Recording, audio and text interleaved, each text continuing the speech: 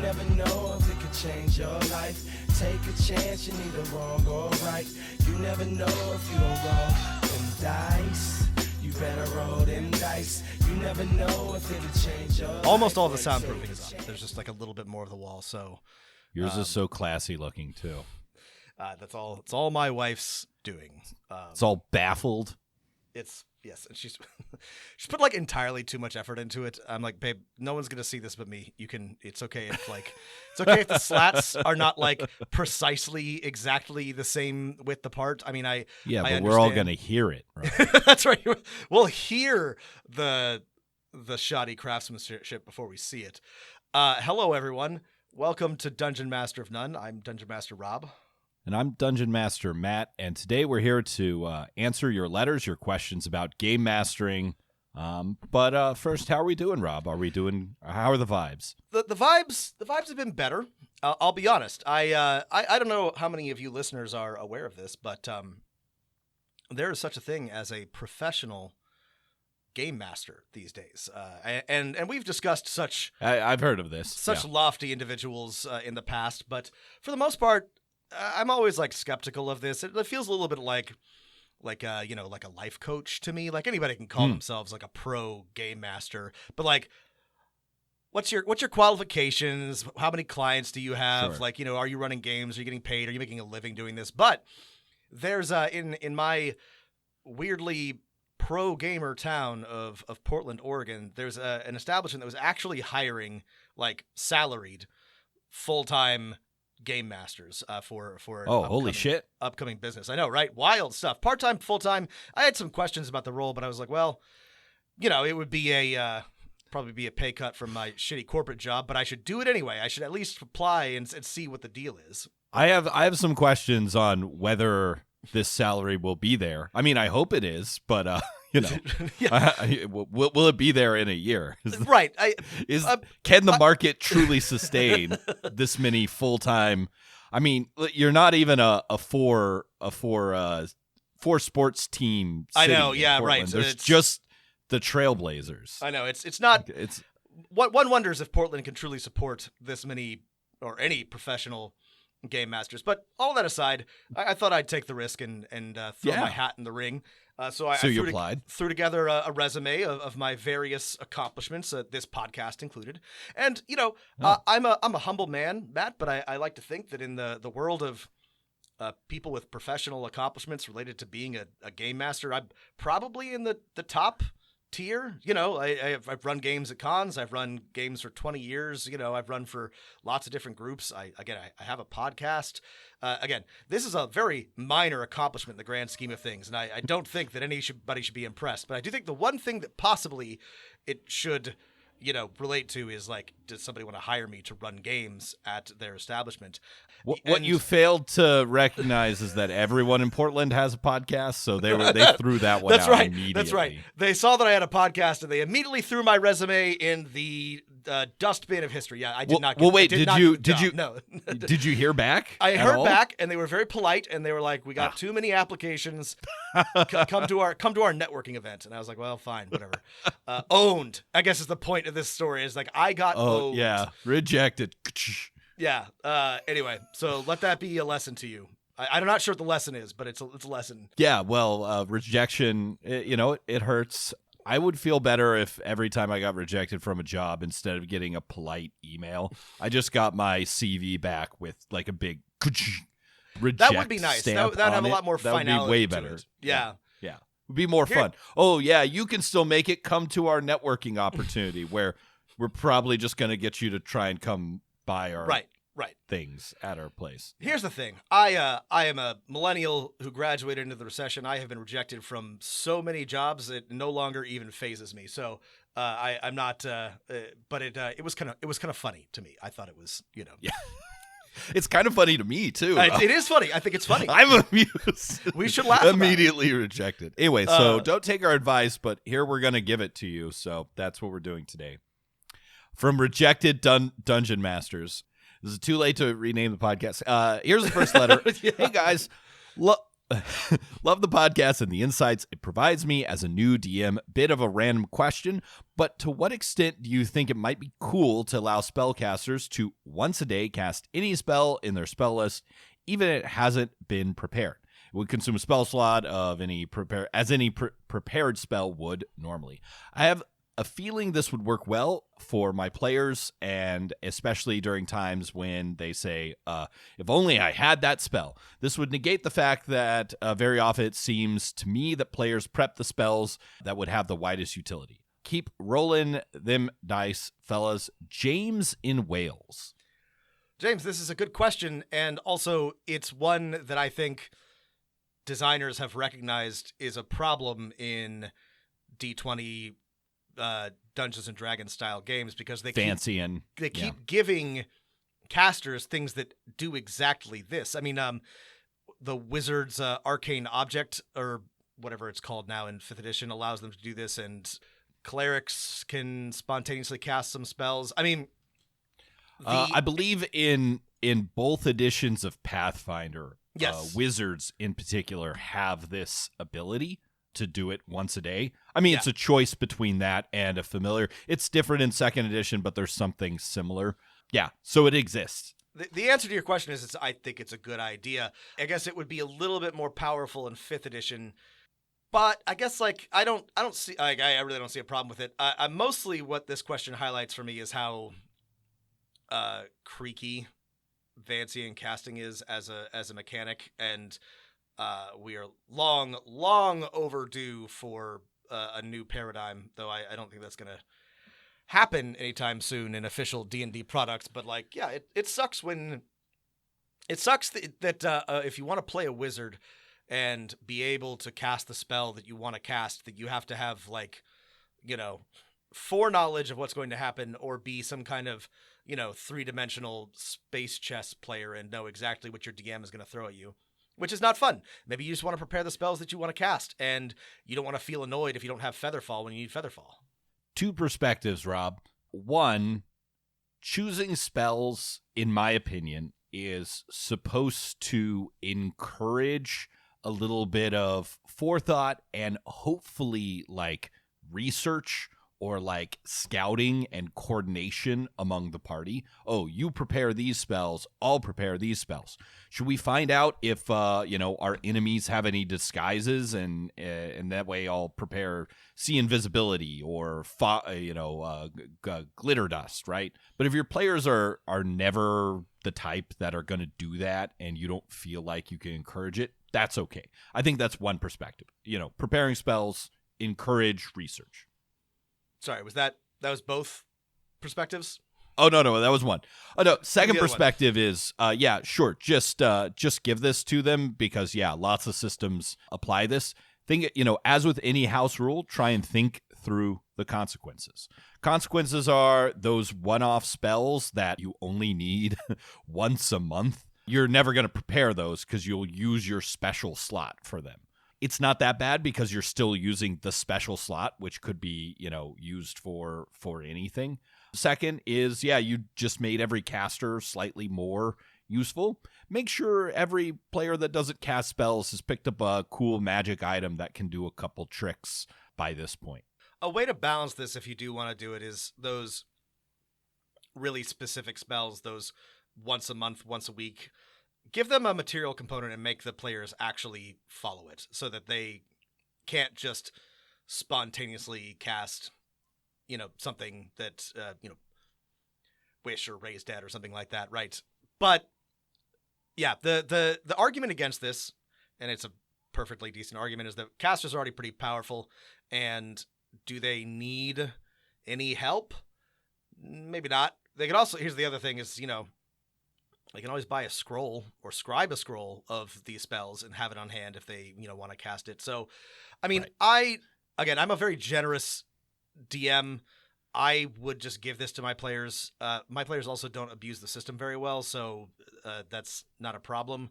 I would say, though, that there are good arguments against doing it, but if your group isn't going to cause problems by having a little bit more flexibility, then, just go for it.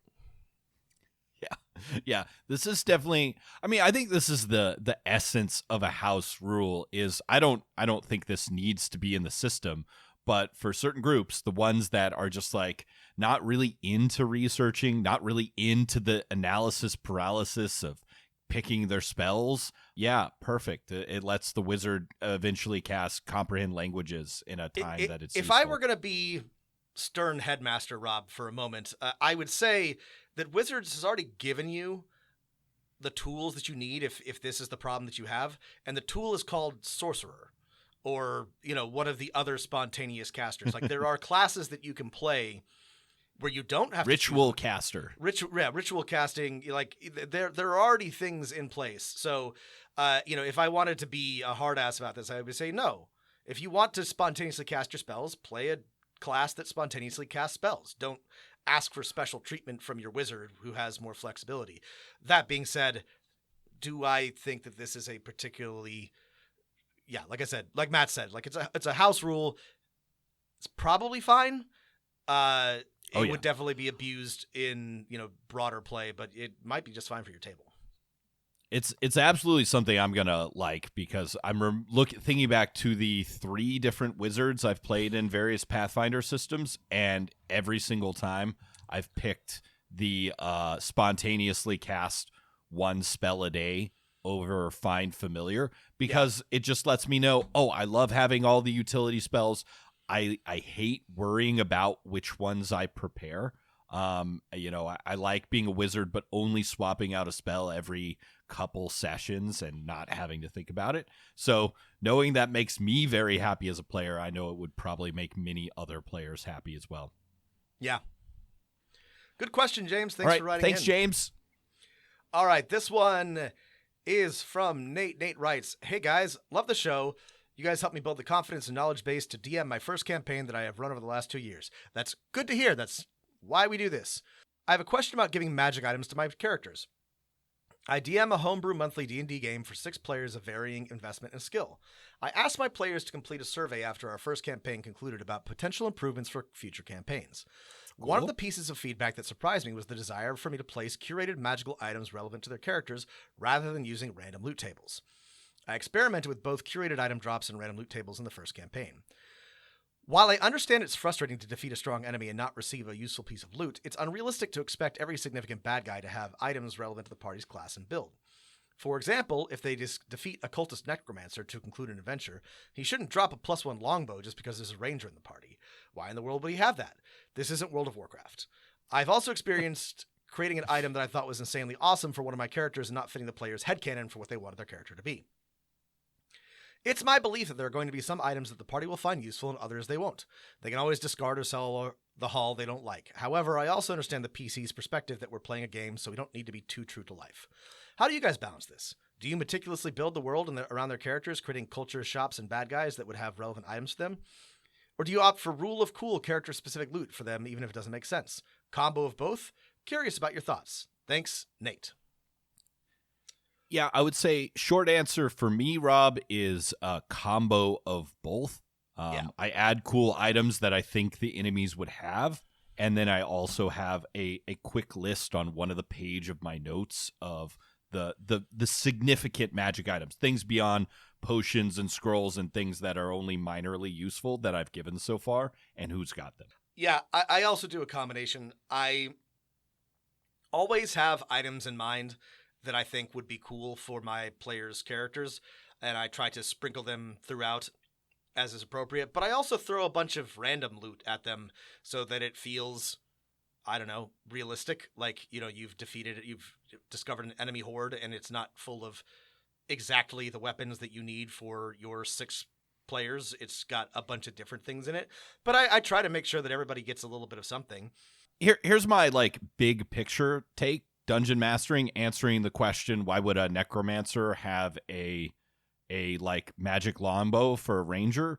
Why would a white have a sword for a halfling? Right. Why would a barrow white? You can backfill the answer, right? In Tolkien's case, these were for the princelings why would of a long dead kingdom. Troglodyte have the most powerful ring in existence? The necromancer has a longbow because he killed a ranger and raised his corpse. Like, that's easy. I mean, I get what you're saying, but there's no reason to make sure that like all necromancers have only necromancer loot or fighters only have fighter loot. That being said, there's not like if your players aren't having fun with the loot drops that they're getting, if they want, if they're expecting to get more relevant items, then that's something to consider. Whether or not you think it's fair, I mean, you shouldn't have to like bend to their whims, like don't let them be little tyrants. But if they think they would have more fun with more items, then yeah, I don't know. It's pretty easy to come up with reasons why any given enemy might have something interesting on them that's relevant to your players. Yeah. I'm just thinking of the most recent loot drop I did, or most recent encounter that had loot, right? There was a piece of loot that fit an evil cleric of the moon and sea god there that they had that's themed with that. Is it going to be the perfect item for my party? Probably not. Maybe someone will really like it. But then I was also looking at my list. I noticed that the bard has not picked up anything significant in the last like 4 sessions. And so I was like, this bard likes playing the loot. I'm going to put a cool loot. Now I backfilled. I had an evil pirate captain who was sexy, and she had a lot of different, trysts in various ports and a map that's going to maybe lead players to those other places. So I said, okay, I'm going to come up with a reason why this pirate captain has a loot. They play the loot to their mini lovers across the thing, and I'll include some of their like sheet music. Yes, it's a magic loot. Can they use it to the full potential? No, they just stole it from someone. There, I've backfilled. I mean, that's great. Also, you mentioned this, there's ways around this. If your concern is you want it to feel, if you want it to make sense to you, if your sense of verisimilitude is upended by throwing in curated loot, then just emphasize, put a city hub in your game and emphasize that, they can buy the things that they're looking for, bring their haul back from the dungeon, bring their worthless necromancer loot back and sell it, and then buy something for rangers. I mean, again, that's extra steps, and maybe that's not as rewarding, but if I'm not saying this to be dismissive. I also sometimes have issues with, the verisimilitude, and I don't, like, some things don't make sense. Like, they're not going to find a magic ring in like a wolf's belly or something like that. If they're fighting a bunch of wild animals, they're probably not going to find a lot of magical items. So with all that in mind, a compromise is to just have a more robust magic shop system that they can take advantage of. Rob, I'm curious on your perspective. I feel like there are players out there that even if you try and craft an item that you're like, this seems exactly what you're like imagining for your character, they're like, no, I don't like that at all. The color's wrong. It shoots fire arrows. I would wish it shot frost arrows. It's like there's a certain type of player who are never going to be perfectly happy with a magic item because it doesn't fit headcanon.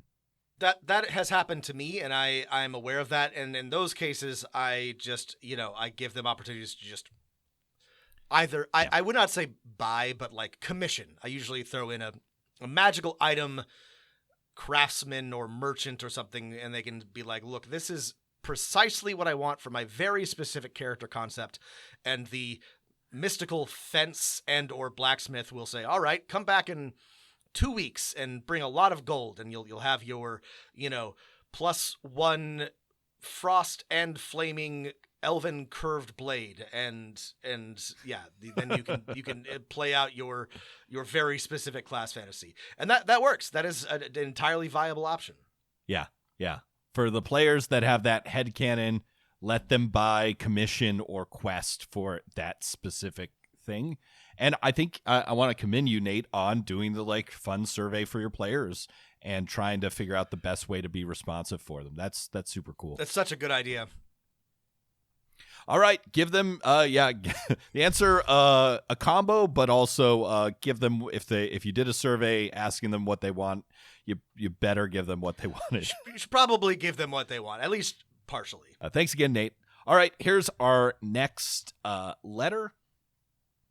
Apologies for the long message. I wanted to see if you had any recommendations for a project my son is looking to start. He's 17 years old, just completing his junior year in high school, and has autism but is high functioning. A couple of his struggles are social interactions and some depression. He has recently been going to therapy and has also helped out with their D&D/social group therapy portion. I introduced him to D&D when he was in 6th grade and was his DM, hence how I came across your podcast, and his group of friends. He knows D&D backwards and forwards and also really enjoys it. He helps with the middle school kids in the therapy group on D&D nights. They alternate weeks, one night being D&D and 1 week being group therapy. He helps them with explaining D&D and also keeps the campaign moving. He's not sure what he wants to do after high school, although college will most likely be involved. One recent option is possibly psychology due to his involvement with D&D group therapy. He and his therapist are looking to possibly build a role-playing system similar to D&D, but for younger kids, late elementary, and possibly middle school. The idea would be to try and make an easier gaming system for younger kids, but also build in campaigns, mechanics, and other aspects that are geared towards kids with autism and similar diagnoses. The question I have is, are there resources out there that would be able to help him and the group create something that will not have a lot of copyright issues? I would think at some point they would involve legal advice, but I wanted to see if there was something he could read so he could start off on the right foot. I wasn't sure if there are any resources along this line, a book, a blog, or you might know of some possibilities. Thanks in advance for any assistance you can provide. Sorry again for the long and possibly rambling message, Andrew. Andrew, this is a really, really interesting question. Let us answer the very pertinent part first, which is, about resources to help him create something without copyright. So you might be misled from all of the Sturm and Drang earlier this year into thinking that you would easily run afoul of copyright issues when creating your own game system, but it's actually the opposite. Yeah. If you make even as long as your son is not copy pasting like precise text and language from Dungeons and Dragons to a new system and calling it something else, it is extremely unlikely that there will ever be any legal or copyright issues. Any adjustments to mechanics, to setting, to whatever are more than enough to make you really put you in the clear. Like, you probably want to run it by somebody once it gets, if he does want to someday publish it. But I would, in terms of things I would be concerned about with this project, I would put that at the very, very, very, very end if you worry about it at all. Right. We will provide a link to a list from a wiki on role-playing systems that either have open game licenses. So these are things like the way D&D has traditionally been, where you can even copy some parts of the text in your game, right? As long as you provide attribution, like at the end you say, hey, this is built under the open game license, right? And then you can add the rest of your stuff. And then you can't copy certain things, usually art, specific references, some parts of the rules, but large parts of games like D&D are in the open game license. I think, let's see, Fate also has a similar open game license. So is the D6 RPG. Basically, a lot of the OSR games are made off of this. And then a lot of games are made off of a complete Creative Commons license, which my understanding, again, not a lawyer, is these are basically do whatever you want with license, right? You can republish, or you can take stuff, you can remix it, you can add stuff, you can subtract stuff, and there's a ton of games in that. Forged in the Dark and Powered by the Apocalypse games are all off of this Creative Commons, and we'll provide a link in the show notes for lots of other things. Pathfinder has its own license now, or in its new edition will have its own license, the Orc license, which is, again, kind of similar to the OGL. You can take it and publish it. So licensing is not, it is a big deal. You do have to get it right. So, it is okay to be a little concerned about this, but there are so many games that you can remix off of, and, D&D 5e is one of those. Yeah, and we've mentioned this before. and Matt's opinion is firm on this, and I mostly agree that OSR is a good system for, or a good framework for younger players. It's simple, it's straightforward, it's usually a lot of fun, and it's like D&D, but not precisely 5e. So again, check out the links, but you could, or your son could, basically use that as like a framework and be more or less in the clear with the right attribution. So there's lots of options for him to get started. I think this is a very cool project, and I think that it's a great thing to dive into if if he's looking for something to help him deal with his own anxiety and depression, and also help others do the same thing. I have mentioned before, I struggled with both social anxiety and depression, and one of the things that has helped me be less uncomfortable in social situations is playing Dungeons and Dragons. This does not constitute any sort of advice of mental health or otherwise, talk to your therapist about it, but it worked for me. So I think this is a really cool idea. Yeah, that's super awesome. I love the idea of him working on, his own game system. And, this sounds like a really great thing. And, I have no advice on what the best game system would be for middle school kids or kids with autism or kids with depression. I don't know. Yeah, I think your son's going to have a great shot at making something cool. I will, again, this is anecdotal in the extreme. I ran a game for a group of middle school aged kids with neurodivergent in one way or another, and they loved dungeon crawling. They loved dungeons. They liked OSR, and they liked any 5e adventure that had a this room. They couldn't get enough of that. So maybe that's a good place to start. But I would love to see what your son comes up with. I think this is a great idea, regardless of whether or not it ever comes to fruition, ever results in anything. I think that it helps encourage systems thinking. It helps you be a better dungeon master, better game master. I think it's it's just fun. So I think it's a good project to just think about and work on your own system, if for no other reason than to discover that actually I'd just rather use somebody else's. Yeah, no, I mean, Rob and I think have both, have a dozen documents on various computers that are both in the trash and with us that are like the new system that I will create. And it's right. Half written. And then we're like, actually, I need to still run my games. I'm going to just use another one. But it's so much fun, at least for me. It is fun building systems. I love it. I never get tired of it. It's just, I also have to be realistic about I've got other things to work on. I'm still gonna run the game, Well, we're not teenagers who are like in college or whatever. That's true. The people with most time on their hands. Actually, that's my one piece of advice: is building your own system should be fun. It should be fun. Yeah, don't do it. Make sure you have fun with it. And then test it out occasionally. Thank you, Andrew. That question was not rambling at all. I appreciate it. That was super cool. Love an update. And I hope that, check the show notes for details on game licenses. But I think your son can just start, just go for it. And you should be fine if you just pay attention at the end. We've got a pair of questions that are related, Rob. Got a twofer on the same question, basically. Mm-hmm. So here's 1 and 2. Could you talk about the ethics of AI art? I'm running an Eberron campaign, and I used AI to punch up my artwork. I made weapons and NPCs and scenes for my players to interact with. I even made a random scenario without making a doodle that was a random battle map. I've also used it to make my personal battle maps better. It often doesn't look like my style if I took the hours it saved me making stuff, which means it borrows from other artists. What do you think? That's from Gregory. Thank you, Gregory. Okay, and here's thanks, the Gregory. Second one. Good afternoon, Matt and Rob. After months of being in a mental health low, feel you. I have come out of it by working on a 5e supplement with a close friend of mine. While these first working sessions have been great overall, my friend has repeatedly brought AI-generated art into the conversation, going so far as to show me samples that could be included in our budding supplement.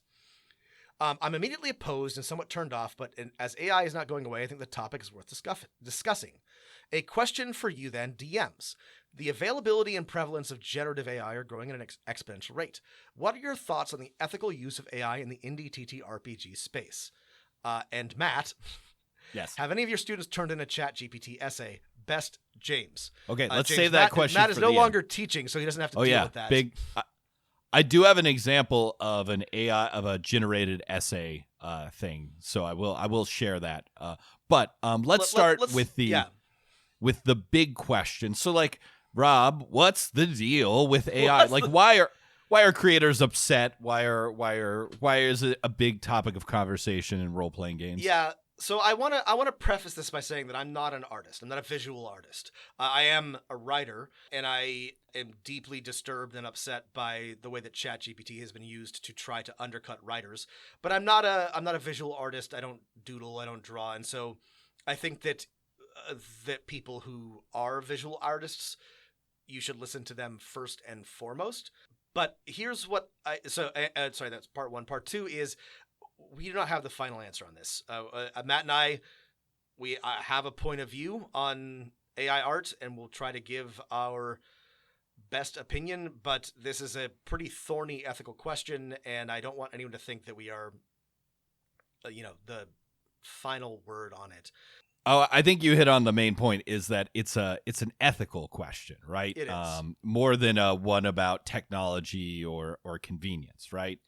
Yeah. Why do we feel it's an ethical question? Yeah. So the ethics in question are the fact that these models are used, are trained on art made by artists, for which they are not being credited. So the DALL-E 3 and Midjourney and whatever scour the internet, and I don't even know if they're only using public domain or they're just literally grabbing whatever. I'm sure there will be lawsuits about this, or there are. There's already one about writing, right? Yeah, hundreds of authors I was gonna say, suing. Again, in my area of expertise, at least I think ChatGPT was trained on like 200,000 books that are not in the public domain, and they include Joyce Carol Oates and Margaret Atwood and like John Scalzi, Keith and Baker, his Keith Eberron Baker, novels and source books.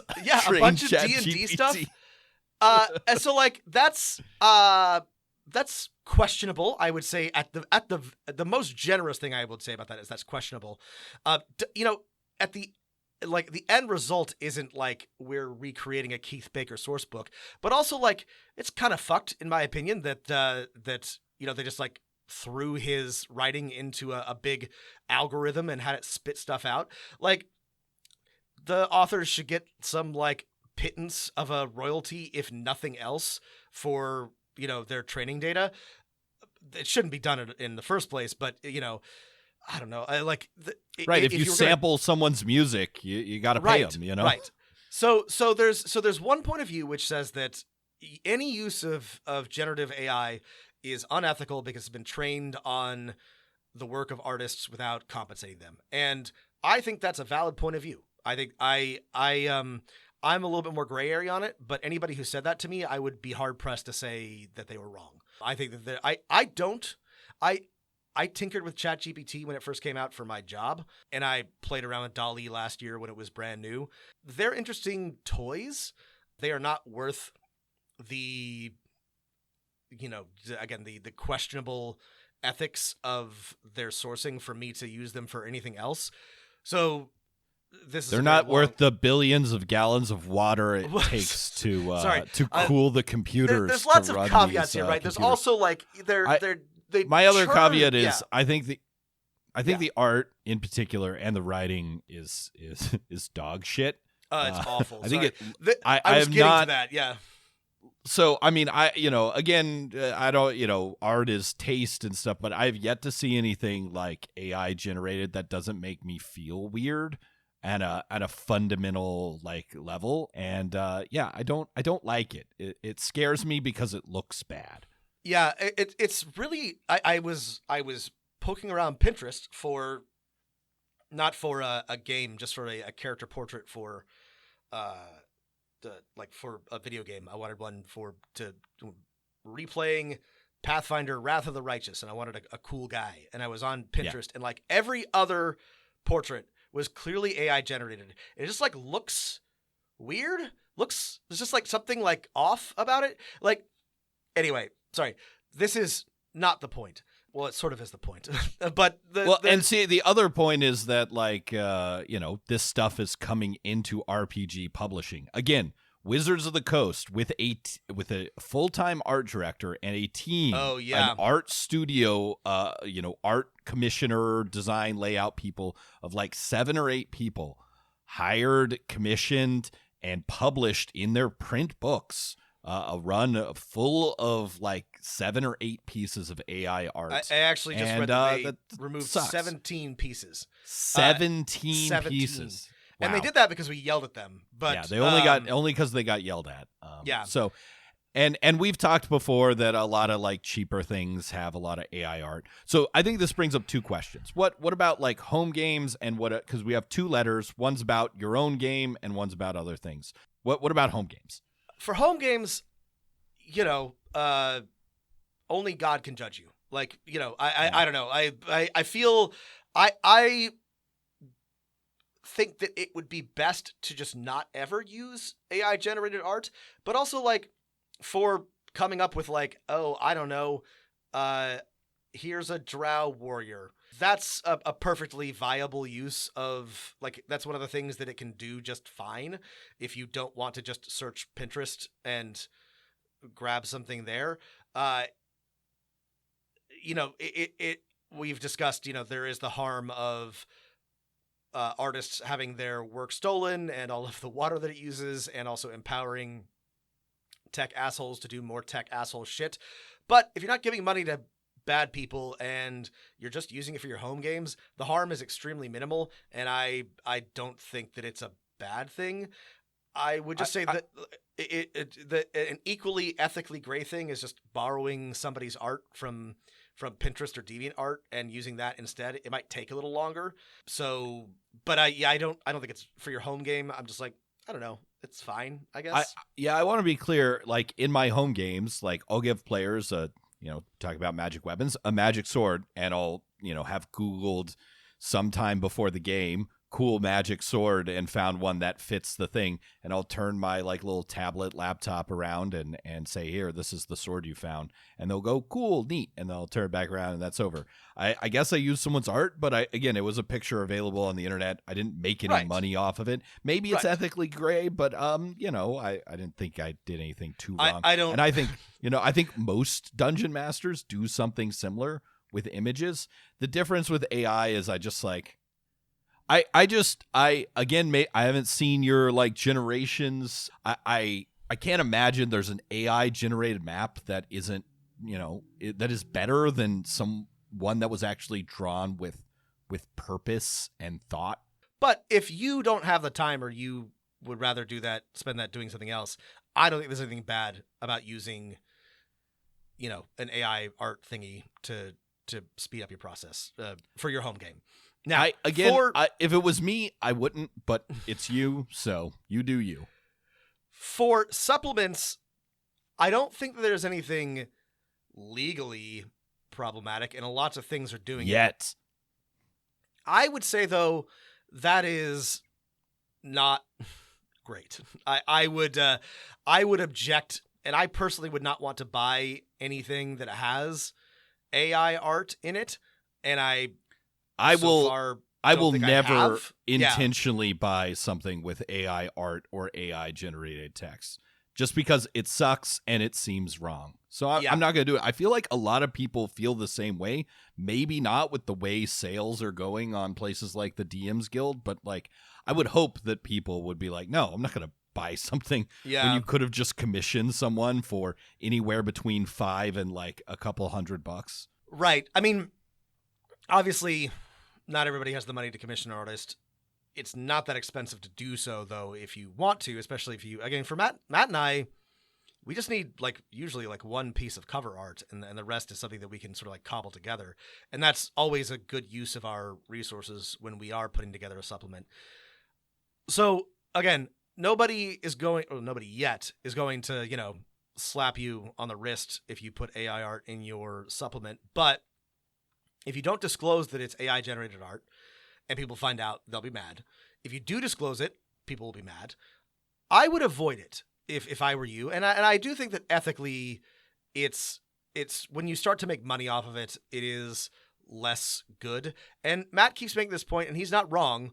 I'm trying to steer clear of it because it's subjective, but in my opinion, it sucks. It's dog shit. You should literally buy a $5 like, you know, stock art pack, stock art pack, and it will look better than the weird like 6-figured like just uncanny valley whatever that you have generated from DALL-E. I think my again, you can do whatever you want. I'm not your boss. I'm not your dad. But I'm just going to say that if it were me, I would not do it. For me, I would rather not have art on that page of the book than have AI generated art. I'm sitting here with my copy of, just arrived in the mail, Cyborg, Cyberpunk supplement. Morkborg Port, and it is so cool. And every bit of art is drawn by a cool human, and it's rad, and I love it. I do not love things that have AI art on them. Just, listen, indie RPG, the bar is very low for most indie RPGs on art. Like, as in, people do not expect much. Like, the best-selling indie game of the last 10 years, Blades in the Dark, has 8 pieces of art and 10 maps, and that's it. And it's the best-selling one. And it's great. It doesn't need more art than that. That was a long response. Like I said at the beginning, we don't have the final answer here. My feeling on this is that it makes me feel bad. It makes me feel kind of gross just being around AI art. Somebody generated a Calvin and Hobbes strip, and it was on Twitter and Blue Sky the last couple days. Oh, it was just I saw that. Just one of the worst things I've ever seen. It's just an affront to art and life. An itself. affront to God, Bill Patterson. So, I think that a lot of people just it makes them feel kind of not great. It's just kind of a shitty thing to run into. So my feeling is that, show that you have integrity by either paying someone for art or just, raw dogging it. No art. Be like, look, we couldn't afford art. Here's our supplement. Buy it or don't buy it. People will respect that. Yeah. Put the effort into graphic design. Good graphic design can make up for lack of art, as evidenced by Blades in the Dark and a million other TTRPGs. This is a conversation for another podcast or another, but way too many TTRPG designers are concerned about art when they should be concerned about layout and design. And that's because layout and design are boring, but if you get them right, it makes way more of a difference than having cool art. Sorry. Yeah. This is another rant. Right. Let's see. The last indie RPG I purchased before Cyborg, the one about sad cowboys. I forget its name, right? Cowboys at the End of the World. It has one piece of art on the cover, and the rest is just graphic design. And it's a perfectly great indie game. Again, my stance is don't use AI art. If you publish something for money with AI art in it, I will never buy it, and I will tell people I don't think you should buy it either. If you use it in your home game, no one's ever going to know, but I would just use someone's real art instead. Yeah. Thanks for the questions. And like I said, they're not bad questions. People want to know. It's an open, it is a conversation, but yeah, my feeling is don't. Here's another question. Hello, DMs, Matt and Rob. Longtime listener and patron here. Just finished listening to your Morkborg episode, and I am thrilled to hear that this will be the year of new systems. I've always loved all your content, especially leftist content. Bootlickers can go pound sand. They sure can.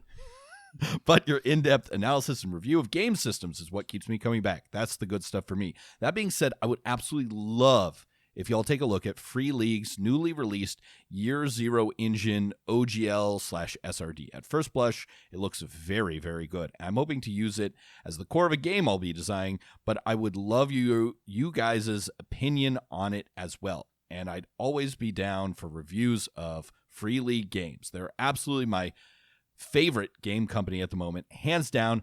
Thanks, guys. Keep up the good work. Ben Oldham. Ben, this is not the first request that we have gotten for Year Zero. So great to hear from you, Ben. Great to hear from you, Ben. I'm gonna put my I'm gonna make a commitment here on the podcast. Hold us to it. This month, we will review Year Zero engine, whatever. We'll do it. We've needed to do it for a long time. We'll take one of these weeks and we will do Year Zero. It's about time.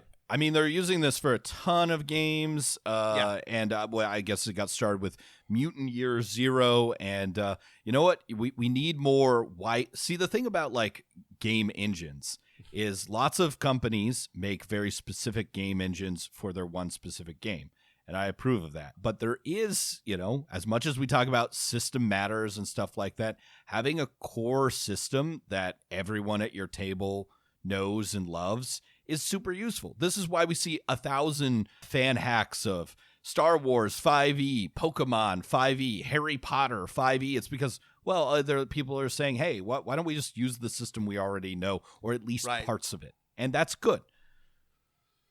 Yeah. The more of these we have that people actually use, the better. So yeah, we've been meaning to do this for a while. We'll do it. Thanks, Ben. Appreciate the input. Thanks for the recommendation. Consider it done in the future. All right. Here's a letter that is aimed at Rob. Do you need me to read it because it's aimed at you? Or okay, you're going to take responsibility here. I got to take responsibility for this. So, okay. Long-time listener here. In a much earlier episode, you guys provided me advice on how to approach my DM about a railroading issue I was having and encouraged me to start DMing. My DM appreciated the feedback, and now we both take turns DMing, GMing short games with that group. Boy, I am so glad to hear that because we give that advice a lot, but like people don't always appreciate like being challenged. Even like it is good and correct. I don't. Good and correct. Like if you're having a problem with your DM, to just like go and be like, "Hi, here's the problem. How do we solve it?" The problem is that sometimes people don't like that, and that's a useful lesson in and of itself, but. I'm always like a little bit like anxious when we give that advice because I'm like, oh no, this person's gonna go talk to their DM and they're gonna like pitch a fit because they don't like being like they're non-confrontational. So I'm so pleased to hear that it worked out. Rob, I assume that everyone who doesn't write us back and be like, hey, it worked out, and now we have 6 DMs in our groups that they're just like no longer friends with that person and everything's like, that we destroyed a friendship. We don't hear back. That's what I assume. Yeah. I've also ran a few one-shots with other people as well. Thank you all for that advice. I also enjoyed that historical deep dive into the history of the Pinkertons. I certainly would enjoy more of that kind of content personally. Well, that's good because that was a lot of fun, and there's more of that Matt and I could both do. Yeah, you're very good at, Rob. The 2 locations mentioned in that podcast in Pennsylvania, here are their pronunciations. Since I'm a Western Pennsylvanian transplant into the central part. So... Rob, I'm going to take you to the Wawa and make you eat hot dogs until you've learned your lesson. Have been to Pittsburgh for a work conference. And I loved it. I was only there for a weekend. It reminds me a lot of my beloved home city of Portland because it's on a river and has a bunch of bridges. I'm a big fan of Pennsylvania. I hope to spend more time there. But clearly I don't know how people say anything. Neither Rob nor I have ever been to Philadelphia, and we will never go. No, I'm just kidding. There's no reason why. Philadelphia's fine. I think. I actually don't know if I have been to Philadelphia. No, it's fine.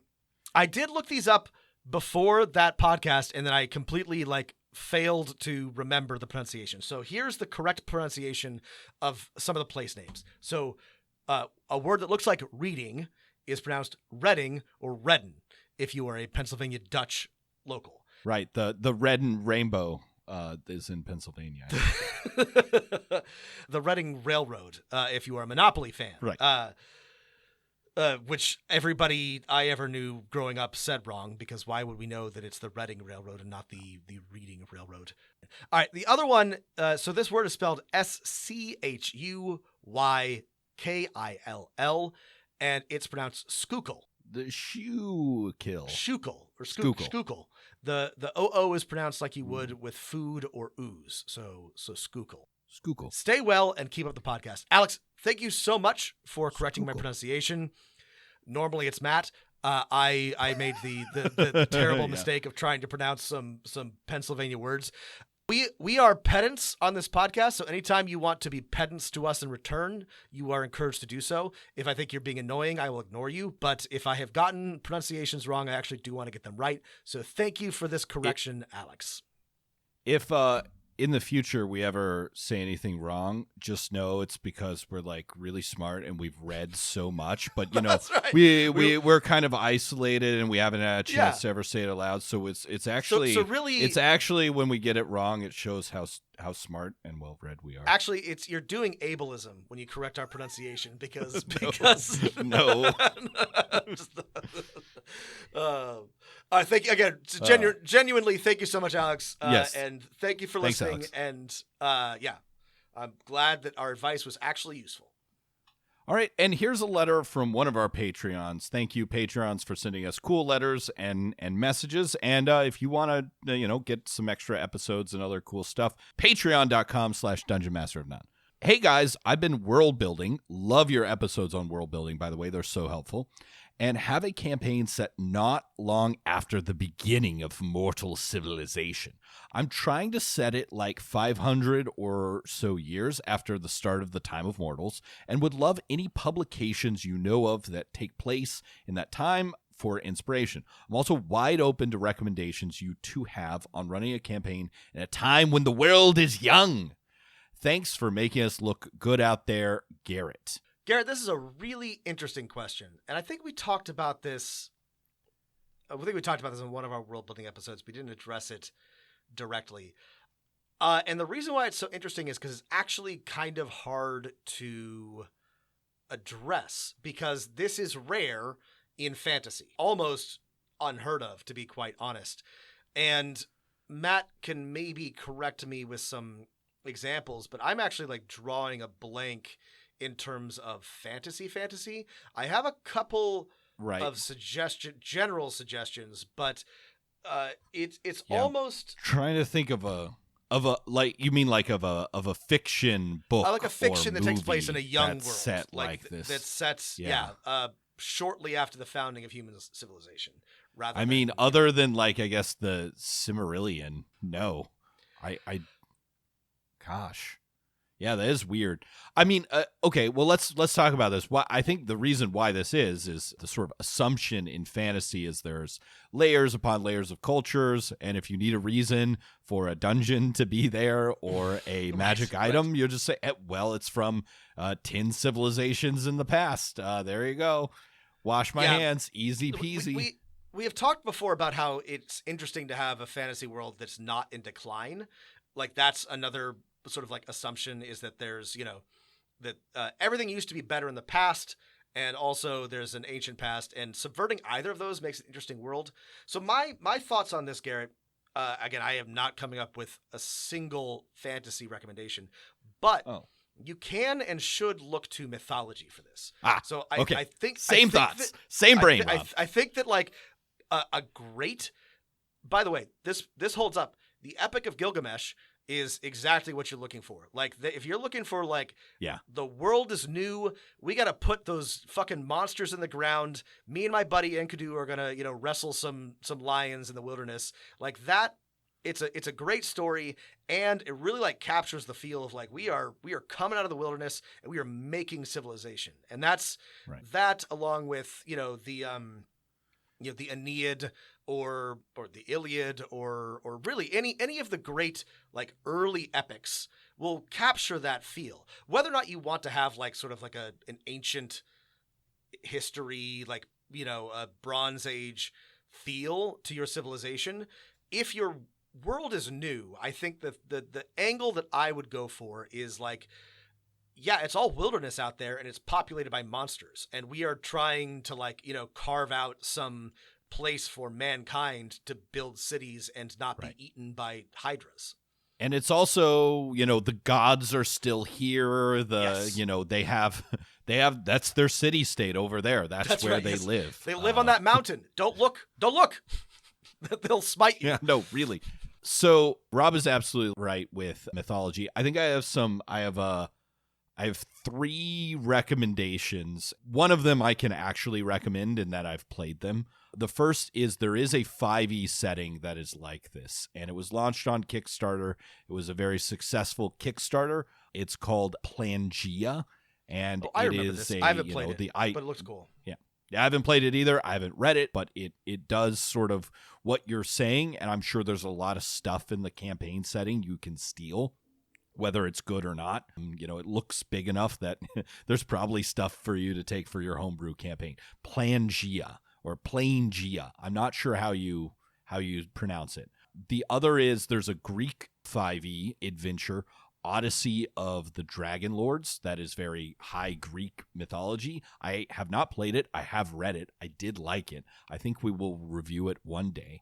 And then last is a game by the legend John Harper himself, Aegon. And it is, Heroes of Legend system. It's a little similar to the Forged in the Dark rule set, but it plays the same way in that it kind of adventures are pretty easy to build themselves, and there's a lot of player-driven stuff, and also every hero is connected to one of the gods in kind of a, Odysseus is favored by... Shit, Rob, I'm bad at this. I don't know. He was favored by one of the gods. He's favored by Athena. He's the Thank favorite you, of Rob. Athena. You're welcome. And Achilles is favored by, his mother Thetis God. and others, yes. Yeah, God damn it. You Sorry. fucking nerd. I You know, absolute nerd. How do you I'm a live classics with yourself nerd. for knowing You things? should put my head in the toilet. Today we reveal that Rob runs the meme account. The Classical memes for Hellenistic memes for classical today's teens. teens or whatever. I probably got well, something there. yeah, wrong. so those are my Somebody's recommendations. Somebody's I'm gonna sure write in there's and be more. like, actually, Rob, Thetis is not considered a rank demigod. 2 over god. Yeah. whatever. Don't systematize your gods is the other thing. Is the fun thing word, with the new world is like with Exactly. Forgotten Realms and stuff like that. You need to have like religions and churches Yes. and like ranks of gods and pantheons and like. If the world is young, you can get like really weird with it. Right? get You don't have really to weird with it. explain anything. You don't have to explain why everything is the way it is and why this god hasn't taken over. No, it's just weird. Pull up, creations. grab your copy of the Golden Bough and just human sacrifice for really unclear reasons. Just get wild with it. Yeah, that's our advice too. I think is what get wild and crazy with it. Floating islands, rivers of magma. There's still intelligent conjoined people. There's still just read through a bunch of like foundation of the world myths and pick ones that seem kind of cool. Pick up Herodotus and be put 'em like, in there. oh, Yeah. there's guys with feet that they use as umbrellas. Like, oh sure, why not? Yeah, that's a thing. There's a giant cow licking people out of blocks of ice. Like that's your random encounter table. There's a cow that is huge licking monsters coming out of a block of ice, and you got to go talk to them. Where'd they come from before? I don't know. They just are. They've always been there. Don't ask questions. Yeah. Good question though, Garrett. Thank you for writing in. All right, everybody. That's it for our mailbag. I hope you found it useful, informative. As always, you can write us at dmofnone@gmail.com. You can add us on Twitter at dmofnone. We will try to do these a little bit more frequently than we did this summer, but we always love your questions, so please do write in. Keep them coming, and don't forget, right, if you want to chat with people who are not us about the show, we have a link in our show notes to the Discord, and if you need more, a whole day of more Dungeon Master of None, including extra mailbag episodes, head over to patreon.com/Dungeon Master of None. Link in the show notes. Link in the show notes. All right, everybody. Thanks for your time. Thanks for listening. And whatever you do, keep rolling them dice.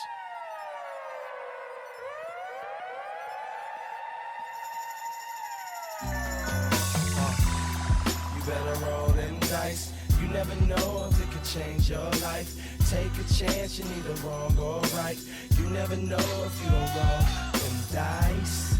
You better roll them dice. You never know if it'll change your life. Take a chance, you neither